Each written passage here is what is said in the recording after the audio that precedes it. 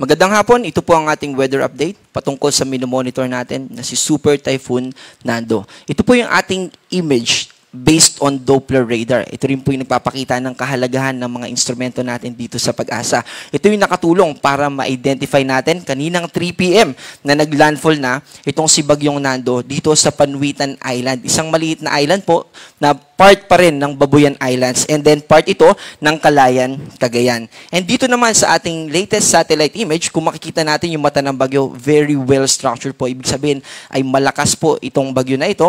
Nasa kasalukuyan ay nasa coastal waters ng Calayan Island, Calayan, Cagayan. Ito ay may taglay na lakas ng hangin na umaabot ng 215 kilometers per hour malapit sa mata ng bagyo or sa sentro ng bagyo at pagbugso. Ibig po sabihin ng pagbugso ay bigla ang paglakas ng hangin sa paligid nito, lalo na sa eye wall o yung kadikit ng mata ng bagyo, nung eye ng bagyo. And then meron itong 295 kilometers per hour. Malakas po ito. Ibig sabihin ay posible nito na mapatumba yung mga kabahayan na gawa sa light materials at pwede rin ito na makapagpabuwal ng mga malalaking puno. And bukod dito sa epekto nitong si Super Typhoon Nando, ay nananatili yung epekto ng habagat. At yung pag-ikot, kapag nasa Northern Hemisphere, itong mga bagyo natin ay counterclockwise yung ikot. Kaya hinihila niya yung moisture na associated dito sa habagat at yun din yung isa sa mga dahilan kaya tayo nakataas sa orange rainfall warning dito sa Metro Manila. At bukod doon ay naaapektuhan din yung western part ng Southern Luzon, particular na yung Mimaropa at ganoon din sa western part ng Visayas at Zamboanga Peninsula.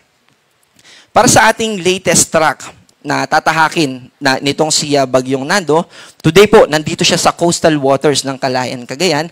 Bukas ng umaga, alas 2, madaling araw, ay nandito na siya sa boundary ng Philippine Area of Responsibility. Ibig sabihin, bukas ng umaga ay nasa labas na ito ng Philippine Area of Responsibility at unti-unti nang mababawasan yung epekto nito sa ating bansa, particular na sa Northern Luzon. At yung inner circle, ito po yung lugar na kung saan merong tayong at least 89 kilometers per hour na lakas ng hangin. Malakas po yan. And then yung outer na dilaw na linya naman, ito yung may at least 39 kilometers per hour. At dito rin natin nakikita yung size nitong bagyo. By the way, yung mata ng bagyo, yung radius niya ay nasa 50 kilometers. Kaya kung mapapansin natin, ay malaking bahagi din nung eye wall, yung tumatama sa ilang islands natin dito sa Babuyan. And also, sa mga susunod na araw ay mananatili siya na super typhoon and by 2 p.m. sa Wednesday, dito na siya tuluyan na mas mababawasan yung intensity. From super typhoon ay magiging typhoon na lamang ito at magtutuloy-tuloy siya dito sa southern part ng China. Para naman sa ating mga nakataas na signal from 1 to 5, yung mga signal number po natin, pertaining po yan o nakafocus po yan sa lakas ng mga hangin. Signal number 5 po tayo dito sa buong Babuyan Islands. Ibig sabihin, more than 185 kilometers na lakas ng hangin yung mararanasan natin dito. Kaya yung mga kababayan natin na nandyan, ay patuloy po natin na pinapaalalahanan na mag-ingat at kung nasa evacuation center po tayo, wag po muna tayo na lumabas. And then, nakataas pa rin naman sa signal number 4. Ibig sabihin naman ng signal number 4 ay 118 kilometers per hour na lakas ng hangin hanggang 184 kilometers per hour. Dito po yan sa southern portion ng Batanes at sa northern seaboard or northern part ng Ilocos Norte at ng Cagayan. Signal number 3 naman, dito sa natitirang bahagi ng Ilocos Norte, yung northern portion and central portion ng Apayao at yung northern portion ng Cagayan Province. Signal number 2 naman, dito sa natitirang bahagi ng Cagayan, natitirang bahagi ng Apayao, dito sa Ilocos Sur, sa probinsya ng Abra, Kalinga, Mountain Province, Isabela, Ifugao, at northern portion ng Benguet, at ganoon din yung northernmost part ng La Union. So, binanggit po natin yung mga nakataas sa signal number 2 to 5, pero meron din tayong signal number 1. At kasama po dyan, yung natitirang bahagi, yung from dito sa signal number 2 pataas, ito po yung mga nakakulay yellow hanggang violet, at yung mga naka-light blue naman po, or yung blue, ay yung mga nakataas sa signal number 1, at hindi naman po dito kasama yung Metro Manila.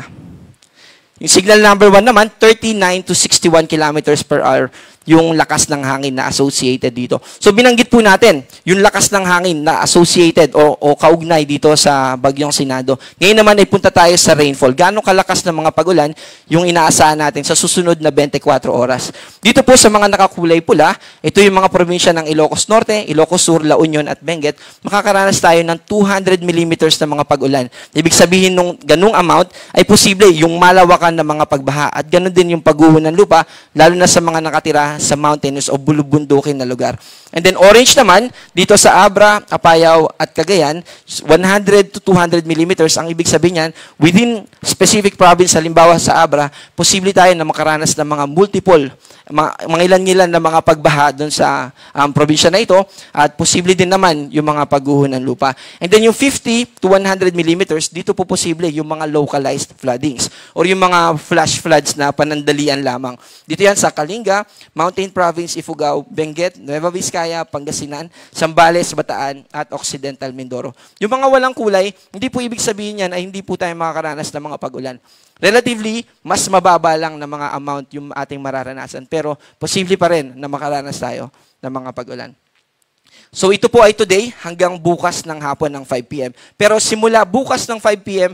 hanggang sa Wednesday afternoon, ay makakaranas pa rin tayo ng 50 to 100 millimeters dito sa Ilocos Norte, Ilocos Sur, La Union, Benguet, Pangasinan, Zambales, Bataan at Occidental Mindoro. At kung mapapansin po natin, nakafocus na lang siya dito sa western part ng ating bansa or ng Luzon. Dahil yung posisyon nitong si Bagyong Nando ay tutuloy-tuloy pa na pumunta sa kanlurang bahagi o mag-westward. So tapos na po tayo sa lakas ng hangin at saka mga pag-ulan na dala nitong si Bagyong Nando.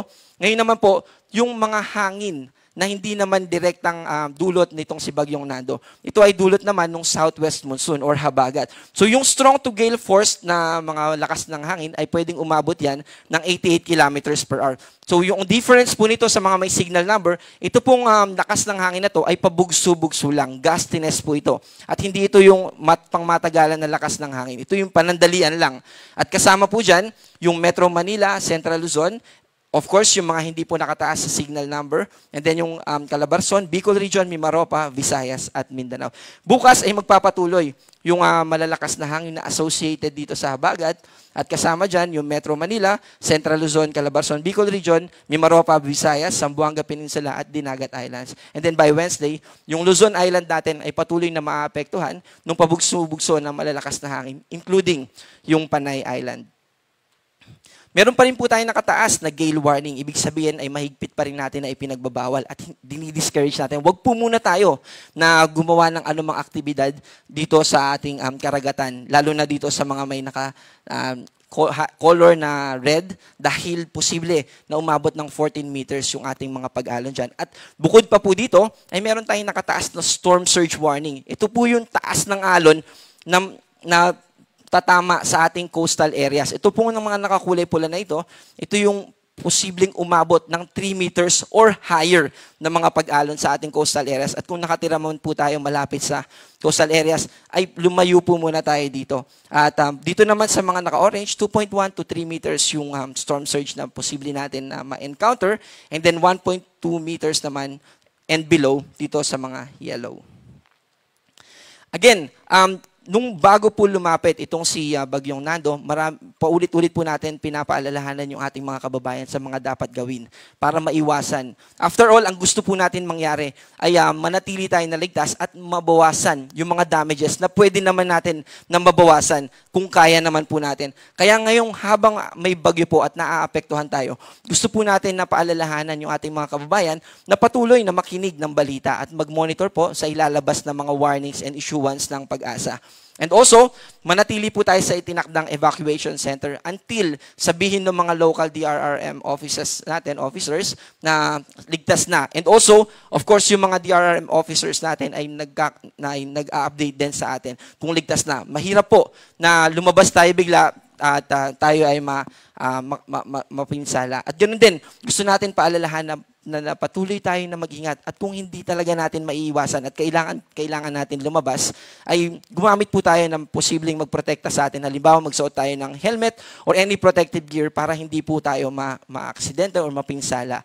At again, ay meron po tayong medyo hindi man po ito magandang balita, pero gusto po natin again na i-inform yung ating mga kababayan dahil meron po tayong minomonitor na low pressure area sa labas ng Philippine Area of Responsibility. Ito ay nasa layong 1,480 kilometers east ng northeastern Mindanao. At kahit malayo pa po ito, ay may potential po ito na makaapekto sa atin dito sa eastern part ng Visayas at eastern part ng Southern Luzon sa mga susunod na araw. By tomorrow, posible na po ito na pumasok ng Philippine Area of Responsibility. Nananatili po ito na may medium chance. Ibig sabihin, within the next 24 hours, hindi natin nakikita na ito ay magde-develop sa isang ganap na bagyo. Pero beyond that time, ay nakikita natin na tataas yung potensyal na maging isa itong tropical depression. At kapag pumasok na ito ng Philippine Area of Responsibility or kapag bagyo na siya, pagpasok niya, ito ay papangalanan natin na Opong. Yung magiging paggalaw nito ay northwestward papalapit dito sa eastern coast ng Southern Luzon, particular na yung Bicol region. Ito rin po yung ating TC threat potential. Ito yung nagpapakita ng mga potential na posibleng maging low pressure area or bagyo sa mga susunod na araw.